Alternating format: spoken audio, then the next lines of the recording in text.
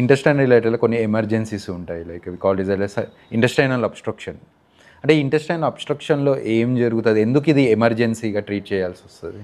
Intestinal obstruction అంటే మనం తిన్న ఫుడ్ ఇందాక చెప్పినట్టు ఈసోఫాగస్ నుంచి వెళ్తుంది, స్టమక్కి వెళ్తుంది, అంటే చిన్న పేగులకి వెళ్తుంది కదా. ఆ చిన్న పేగుల్ని పెద్ద పేగుల్ని కలిపి ఇంటెస్టైన్స్ అంటాము. అబ్స్ట్రక్షన్ అంటే రాస్తా బంద్ అయినట్టు, అంటే మనం వెళ్తున్న ఫుడ్ ఎక్కడో దగ్గర ఆగిపోయింది. ఎందుకు ఆగిపోయింది అనేది ఇంపార్టెంట్. ఆగడానికి ఒక రీజన్ ఉండాలి కదా. అంటే ఆగడానికి డిఫరెంట్ రీజన్స్ ఉండే, లైక్ మ్యాలిగ్నెన్సీ అని అవ్వచ్చు, లైక్ ప్రీవియస్ సర్జరీస్ వల్ల ఏమైనా అడిషన్స్ అవ్వచ్చు. అంటే లైక్ అంటే అది మలకపడచ్చు, వాల్వులస్ అంటారు. వాల్వులస్ ఎమర్జెన్సీలో వచ్చినప్పుడు వాట్ ట్రీట్మెంట్ యూ గివ్, అంటే ఏం సర్జరీ చేస్తారు intestine obstruction? If it is completely obstruction అయింది అంటే first you know the reason why obstructed. Okay, CT scan చేయడమో చూస్తాము రీజన్ ఏంటని చూస్తారు. చిన్న పేగుల పెద్ద పేగుల, small bowel or large bowel, దాన్ని బట్టి చూస్తాము. ఒకసారి ఎంటర్ అయిన లోపల అబ్డమెన్ ఓపెన్ చేసిన తర్వాత చూస్తాము ఎలా ఉందని.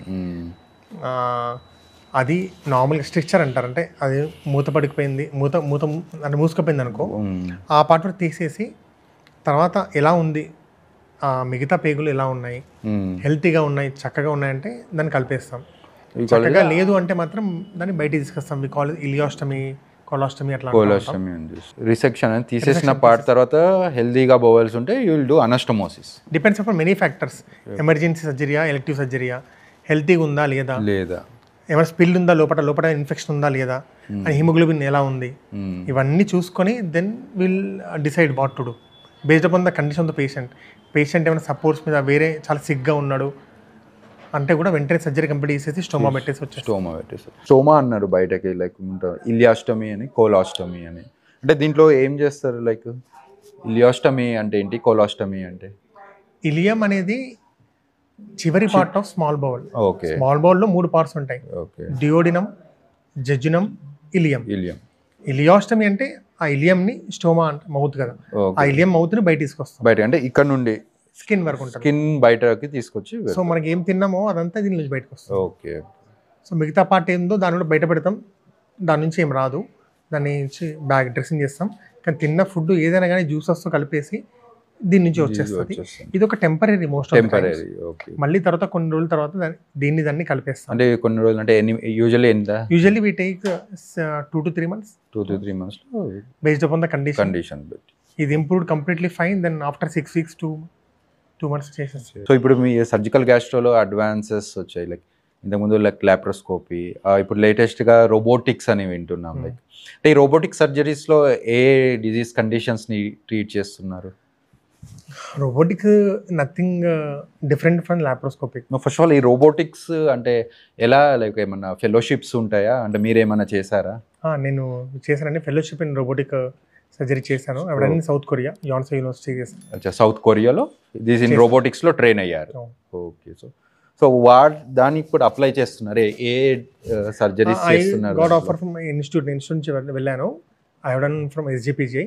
అక్కడ మా SGPGIలో రోబోట్ ఉంది, రోబోటిక్. అక్కడ నేను లాస్ట్ 3 years కూడా మేము చేసినప్పుడు కూడా our professor use to do in robot చేస్తున్నాడు.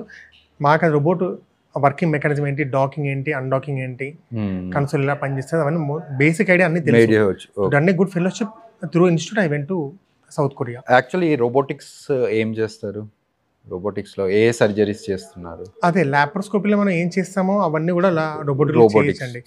వాట్ ఇస్ ద అడ్వాంటేజ్ అని అంటే, advantage for both the patient and doctor, mainly to doctor. Patient అంటే నారో స్పేస్ ఉంటుంది. అంటే ఫర్ ఎగ్జాంపుల్ ఈసోఫాగస్ చెప్పాను కదా, ఈసోఫాగస్ అన్ని మొత్తం బొక్కలు ఉన్నాయి ఇక్కడంతా. ఇక్కడ స్పేస్ తక్కువ ఉంటుంది. ఇటు పక్కన మనకి హార్ట్ ఉంటుంది, లంగ్స్ ఉంటుంది, ఈసోఫాగస్ మధ్యలో ఉంటుంది. దాంట్లో ఏమైనా క్యాన్సర్ వస్తే తీయాలంటే నువ్వు ఇక్కడ నుంచి ఇదంతా కోర్స్ తీసేవాళ్ళు చిన్నప్పుడు. మనం అంటే అడ్వాన్స్మెంట్ లేనప్పుడు ఇదంతా కోర్స్ తీసేవాళ్ళు. ఇప్పుడు లాప్రోస్కోప్ వచ్చింది కాబట్టి స్కోప్ పెట్టేసి వ్యాట్స్ అంటారు, దాంట్లో వెళ్ళేసి చేస్తున్నాం. కాకపోతే లాప్రోస్కోపిక్ ఇన్స్ట్రుమెంట్స్ ఇలా ఉంటాయండి, they move in 2 directions. Okay. Robotic ఏంటంటే ద ఇన్స్ట్రుమెంట్స్ లోపలికి వెళ్ళాక మన చేతులు లోపల పెట్టినంత సులువుగా ఉంటాయి, అంటే it can move any direction. Okay. So అంత చిన్న స్పేస్లో ఆ ఇన్స్ట్రుమెంట్ అన్ని డైరెక్షన్లు తిరుగుతుంటే నీకు ఏదున్నది ఈజీగా తీయొచ్చు, ఆ కష్టం అంటూ ఉండదు. ఓకే. సులువుగా అయిపోతుంది, కంట్రోల్ కానీ. ఇంకోటి most important vision, excellent vision ఉంటుంది రోబోటిక్ తోటి. ఓకే. మామూలుగా లాప్రోస్కోపీ ఏంటంటే విని 2 persons, ఒక ఒకరేమో అసిస్టెంట్ కెమెరా చూపించడానికి, ఒక సర్జన్ చేస్తూ ఉంటారు. రోబోటిక్లో ఏంటంటే కెమెరా డాక్ చేశాక ఇట్స్ ఇన్ యువర్ కంట్రోల్. నువ్వు వెళ్ళి కన్సోల్ ఉంటుంది, అక్కడ కూర్చొని మొత్తం నువ్వే చేస్తావు. మొన్నోడా అన్న అడిగింది ఏమంటే రోబోటిక్ సర్జరీ ఏముంది, అందరు రోబోట్ చేస్తుంది కదా, మీరేం చేస్తున్నారు అన్నారు. అలా కాదండి, రోబోట్ ఇస్ అనే మిషన్. ఓకే, బట్ దాన్ని మళ్ళీ ఆపరేట్ చేయాల్సింది ఒక సర్జన్. మేమే సర్జరీ, మేము ఆగితే ఆగిపోతుంది, మేము చేస్తే అది కలుగుతాయి లోపల, అంతే తప్ప దాని నుంచి అదేం చేయదు. అదే అంటారు చాలా మంది అనుకుంటారు, లైక్ రోబోటిక్స్ అంటే రోబోస్ వచ్చి చేస్తారు, అదేం చేయదు, అన్ని మేమే చేసేది.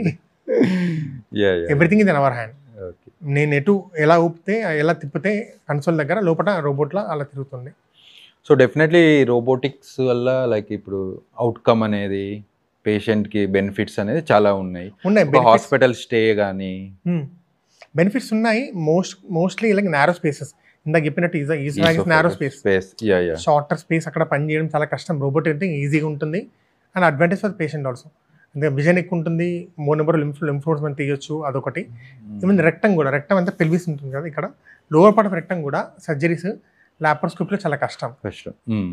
లాప్రోస్కోపీలో కొద్ది బెటర్ దాన్ ఓపెన్, కానీ స్టిల్ కష్టం. రోబోటిక్లో that will be much more easy. And anastomosis most important. Anastomosis అంటే 2 organs ని కలుపుతున్నాం. Like important structures, hepaticojejunostomy అంటాం. అంటే ఒక ఇంటెస్టిన్ పార్ట్ని మనం హెపాటికా అంటే ఆ బైల్ డక్ట్ని కలపాలి. అది లాప్రోస్కోపీలో చేయడం హైయెస్ట్ స్కిల్డ్ పర్సన్ చేస్తారు. స్టిల్ హ్యావ్ సీన్, నేను చాలా స్కిల్డ్ పర్సన్ కొరియాలో చూసాను. ఈవెన్ ఈ also see the professor also see the same thing. When you do with laparoscopy, ఆ మూమెంట్ ఓన్లీ 2 direction ఉంటుంది. Even you do excellent amount of skills కూడా ఆ డ్రాగింగ్లో, ఆ మూమెంట్లో ఎంతో కొంత షీరింగ్ ఫోర్స్ ఉండడం వల్ల టేర్ అవుతుంది, ఆ టిష్యూ టేర్ అవుతుంది. That will not happen with robotics. వాళ్ళు చిన్న చిన్న అనెస్టమోస్ చేయాలి, చిన్న చిన్న స్ట్రక్చర్స్కి రోబోటిక్ ఎక్సలెంట్ విజన్ ఉంటుంది, మూమెంట్ కూడా చాలా బాగుంటుంది. మనం బయట చేతితో ఎంత మంచిగా చేస్తామో అలా రోబోటిక్ చేసినప్పుడు అంత మంచిగా ఉంటుంది. So robot has a very good advantage, certain kind of procedures, కానీ నాట్ బేసిక్ ప్రొసీజర్స్. సో మీరు చేసే లాంగెస్ట్ డ్యూరేషన్ సర్జరీస్ ఏంటి? లాంగెస్ట్ డ్యూరేషన్ సర్జరీ మోస్ట్ కామన్గా అయితే ఇట్స్ ప్యాంక్రియాటిక్ సర్జరీస్ అండి. Whipple's, we call it Whipple's procedure. Whipple's అంటే pancreatic duodenectomy అంటాము.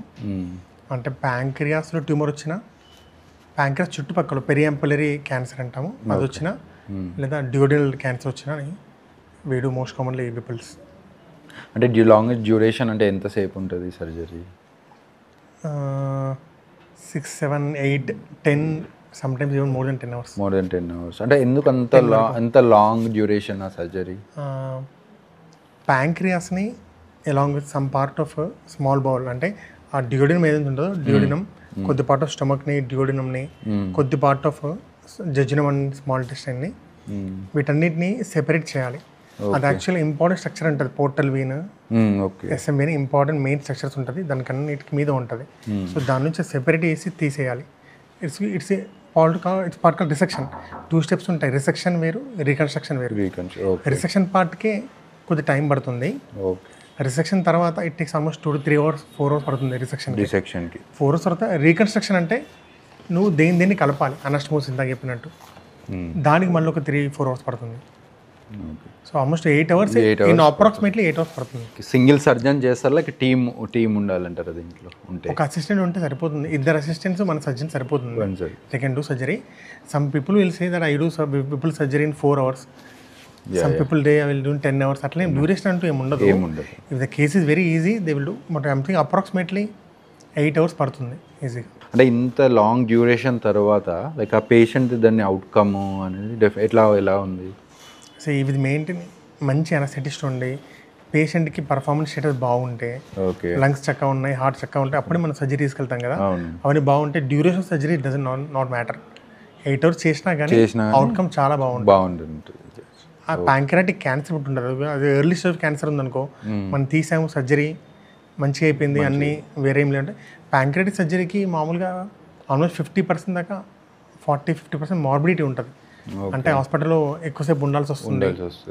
Pancreatic PG అని చాలా ఇంపార్టెంట్ స్ట్రక్చర్ అనస్టమోస్ ఉంటుంది. ప్యాంక్రియాస్ జ్యూస్ లీక్ అవ్వచ్చు. సో డిలేడ్ గ్యాస్ట్రిక్ ఎంప్టీగా అంటారు. మనం తిన్న ఫుడ్ ఈజీగా తొందరగా మిగతా పార్ట్స్కి పోవచ్చు, అక్కడే ఉండి వామిటింగ్ అవ్వచ్చు. సో ఇలాంటి కాంప్లికేషన్స్ అవుతూ ఉంటాయి. కాకపోతే ultimately they'll settle after 2 weeks 3 weeks. So వీటికి మార్బిడిటీ ఎక్కువ ఉంటుంది, ఈవెన్ మోర్టాలిటీ కూడా అయ్యే ఛాన్స్ ఎక్కువ ఉంటుంది. చాలా పెద్ద సర్జరీ కాబట్టి కాబట్టి మరీ అంత కాదు, దగ్గర 2 to 5% మోర్టాలిటీ కూడా ఉండొచ్చు. అంటే ఎంత ఫ్రీక్వెంట్గా చేస్తారు? పర్ వీక్ అలా ఏమన్నా ఉంటాయా? Case actually when we are SGPGI per week 3 అయ్యేటి, వీక్లీ 3 అవి అంత కామన్గా మేబీ బికాజ్ ఇన్స్టిట్యూట్ అన్ని అవే వచ్చాయి. ఇక్కడ అలా కాదు. నేను ఇప్పుడు join almost KIMS Gachibowli join అయిపోయి 6 months అవుతుంది ఇక్కడ జాయిన్ అయిపోయి. అంతకుముందు అక్కడ ఉండేది, అక్కడ ఉండేవాడిని. ఇక్కడ జాయిన్ అయిన తర్వాత ఇట్స్ లైక్ ప్యాంక్రైటిస్ సర్జరీస్ అంటే 3 అయ్యాయి. So once in every 2 months 3 months అంతే. Not that common. Okay, because most of people will see for the finances. వాళ్ళు రాగానే ప్యాంక్రైటిస్ సర్జరీ అవుతుందంటే finances in corporate hospital finances ఉంటుంది. వాళ్ళు హ్యాపీగా నిమ్స్ కానీ ఉస్మానియా కానీ వెళ్తే అది తగ్గిద్దని చెప్పి అటు వెళ్తూ ఉంటారు. ఇప్పుడు కొన్ని లివర్ సర్జరీస్ ఉంటారు, హెపటెక్టమీస్.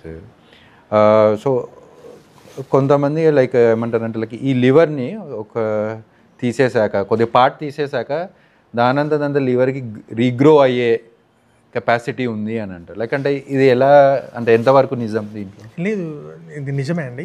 ఓకే, లివర్ మనం సగం తీసేసినా సగం కన్నా ఎక్కువ తీసిన 60% 70% తీసేసిన liver has a regeneration capacity.